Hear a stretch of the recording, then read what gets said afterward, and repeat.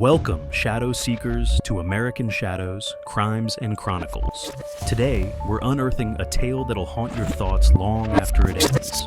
Whether you're glued to the screen or just listening in, you're in for a wild ride through history's darkest corners. If you're new, hit subscribe to join our mission of exposing America's hidden truths. Regulars, your likes fuel our journey into the unknown. Now, let's peel back the layers of time and reveal the secrets beneath. Ready? Let's begin. Blood on the Prairie, the horrific Taliesin Massacre that shattered Frank Lloyd Wright's world. Hello friends, you're watching American Shadows, and today we're delving into a tragedy that shook the world of art and architecture to its core. On August 15th, 1914, the peaceful prairie of Spring Green, Wisconsin became the stage for one of the most horrific crimes in the state's history, the Taliesin Massacre. What transforms a serene artist's retreat into a scene of unspeakable horror? How does a disgruntled servant's rage lead to the deaths of 7 innocent people? And why does this dark chapter in the life of America's most famous architect remain relatively unknown to this day? Before we unravel this complex and tragic tale, I want to extend my heartfelt thanks to all of you who support our work. Your likes, comments, and shares are the lifeblood of this channel, helping us bring these shadowy corners of history to light. Your engagement fuels our passion for storytelling, and we're truly grateful for each and every one of you. As we explore this haunting story, we'd love to hear from you. Have you visited any of Frank Lloyd Wright's buildings? How do you think tragic events in an artist's life influence their work? Share your thoughts and experiences in the comments below. Your perspectives add invaluable depth to these historical narratives. Now, let's step back to that fateful summer day in 1914, when the idyllic world of Taliesin was about to be shattered forever. Picture, if you will, the rolling hills of Wisconsin. Nestled among them stands Taliesin, the home and studio of Frank Lloyd Wright, America's most renowned architect. The name Taliesin comes from Welsh mythology, meaning shining brow, and indeed, Wright's creation seems to shine upon the landscape, a testament to his genius. Taliesin was more than just a home. It was a manifestation of Wright's architectural philosophy, blending seamlessly with its natural surroundings. It was also a refuge from scandal. Wright had left his wife and 6 children to be with Mama Borthwick Cheney, and their affair had caused a public uproar. Despite societal backlash, the couple created a life at Taliesin that was deeply connected to the landscape and Wright's work. But on this day, Wright is not at Taliesin. He's in Chicago, working on a project. At home are Mama Borthwick, her 2 children, John and Martha, several workers, and Julian and Gertrude Carlton, a couple recently hired as servant and cook. As lunch is being served on the terrace, no one suspects the horror that is about to unfold. Julian Carlton, a Barbadian-born man hired just months earlier, has been growing increasingly erratic and paranoid. For reasons that remain a mystery to this day, he has been nursing a deep-seated rage. Today, that rage will explode in a frenzy of violence. Carlton serves lunch to Mama and her children, then returns to the kitchen. There, he retrieves an axe he had hidden. In a matter of moments, he unleashes a savage attack. He locks the dining room doors from the outside, douses the building with gasoline, and sets it on fire. As flames engulf the room, Carlton stands outside with his axe, attacking anyone who tries to escape the inferno. Mama and her children are among the first victims, struck down as they eat their meal.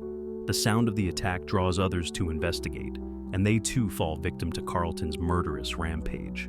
In total, 7 people lose their lives in the Taliesin Massacre.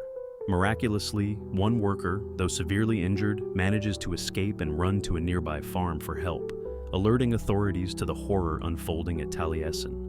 As the inferno rages, Carlton attempts to take his own life by swallowing hydrochloric acid. But his suicide attempt fails, and he hides in the property's furnace, where he's found hours later by the police. When Frank Lloyd Wright receives news of the massacre, he rushes back to Taliesin. The scene that greets him is one of utter devastation. 7 lives have been lost, including the woman he loved and her children. His home, a physical manifestation of his architectural philosophy, lies in ruins. The aftermath of the massacre is chaotic and heart-wrenching. The local community, already scandalized by Wright's affair with Mama, is further shocked by the brutality of the crime.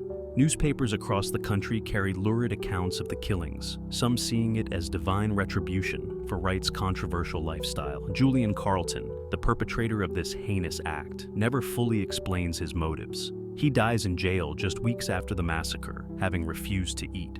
He takes the full truth of his actions to the grave, leaving many questions unanswered. For Frank Lloyd Wright, the Taliesin Massacre is a turning point.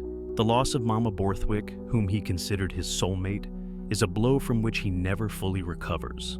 Yet, in the face of this tragedy, Wright chooses to rebuild. He constructs a new Taliesin on the ashes of the old, a testament to his resilience and creative spirit. The impact of the Taliesin Massacre on Frank Lloyd Wright was profound. Not only had he lost the woman he loved and her children, but his dream home and studio were also left in ruins. Wright was devastated by the loss and the betrayal, and the event marked a turning point in his life and career. Despite the tragedy, Wright eventually rebuilt Taliesin, dedicating himself to his work with renewed vigor, but the scars of that day would remain with him for the rest of his life. The Taliesin Massacre remains one of the most tragic and least discussed chapters in the life of Frank Lloyd Wright. It raises uncomfortable questions about the vulnerability of even the most gifted individuals to random acts of violence. It also challenges us to consider how we remember historical figures. Do we focus solely on their professional achievements, or do we acknowledge the personal tragedies that shaped them? As we reflect on the Taliesin Massacre, we're confronted with the stark reality that genius and tragedy often walk hand in hand. How do we reconcile the beauty of Wright's creations with the horror that occurred within one of them? And how do events like these shape the art and artists that follow? This is American Shadows, where we peer into the darker corners of our nation's past and present. Until next time, remember that behind every great work of art or architecture, there may lie untold stories of triumph and tragedy. The shadows cast by that terrible day at Taliesin are long indeed, reminding us that even in the midst of creation and beauty, darkness can suddenly and irrevocably descend. As we go about our daily lives, let's take a moment to appreciate the resilience of the human spirit in the face of unspeakable tragedy. Frank Lloyd Wright's decision to rebuild Taliesin stands as a powerful reminder that even in our darkest hours, the drive to create and to move forward can prevail.